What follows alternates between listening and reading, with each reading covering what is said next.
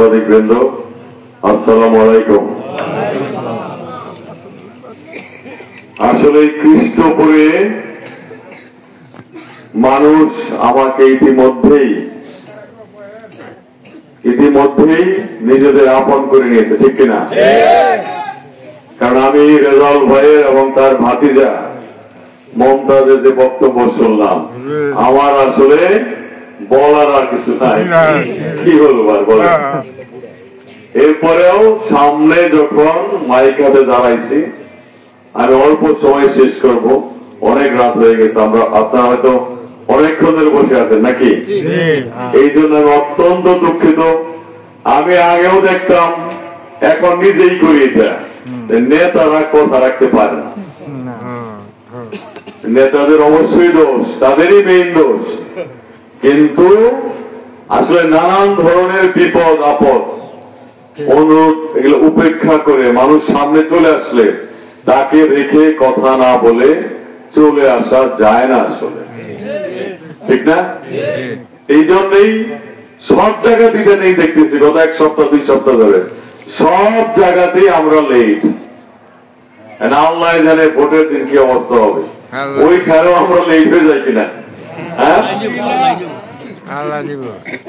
যাই হোক, এই প্রথম একটা পরীক্ষায় আমি অবতীর্ণ হয়েছি, যেই পরীক্ষার পূর্ণ নিয়ন্ত্রণ আমার হাতে নাই। আমি ক্লাস 5-এ ফার্স্ট হয়েছি, এসএসসি তে ফার্স্ট হয়েছি, অন্যান্য পরীক্ষায় ফার্স্ট সেকেন্ড থার্ড হয়েছে। নিজে পড়ছি, দিন রাত কষ্ট করে পড়ছি, ঠিক না? মুখস্থ করছে, পরীক্ষা দিয়েছি, নাম্বার পাইছি, ভালো পাস করছি। এই প্রথম এমন একটা পরীক্ষা, এটা প্রতিদিন দিতে হয়, সকালে দিতে হয়, দুপুরে দিতে হয়, বিকালে দিতে হয়, এবং খাতা কার কাছে জমা দেওয়া? খাতা জনগণের কাছে জমা দেওয়া। আমার খাতাটা, সারা খাতাটা জনগণের কাছে জমা দেওয়া। ওনারা বিচার বিশ্লেষণ করবেন। পরীক্ষা যেদিন হবে, ওই শালু কাপড়ের মাঝখানে যায় ব্যালট বাক্সটাই হলো আমার সেই পরীক্ষার খাতা। আমার লেখার সুযোগ নাই, আমি দিতে পারবো 1 ভোট, ঠিক না? ভোট আছে 5,12,301টা, সোজা কথা না কিন্তু, ঠিক না?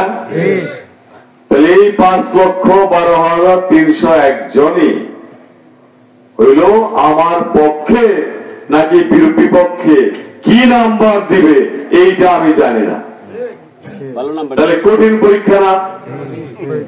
ওই লাল সালুর মাঝখানে ঢুকে ওই মুহূর্তে, কারণ ভোট এমন একটা জিনিস, মানুষ ওইখানে ঢোকে এক নিয়ত নিয়ে, সিল মারে আরেক জায়গায়, এরপরে বের হয়, ঠিক না? নানান ধরনের প্রলোভন আসতে থাকবে, নানান ধরনের বক্তব্য আসতে থাকবে, ভয় ভীতি হুমকিও আসতে থাকবে। সেগুলাকে উপেক্ষা করে শেষ পর্যন্ত যদি দয়া করে আপনারা আমাকে পাস মার্ক দেন, তাহলে আমি পাস, না দিলে আমি ফেল। আমার একটা জিনিস এখানে আমার ফেভারে আছে,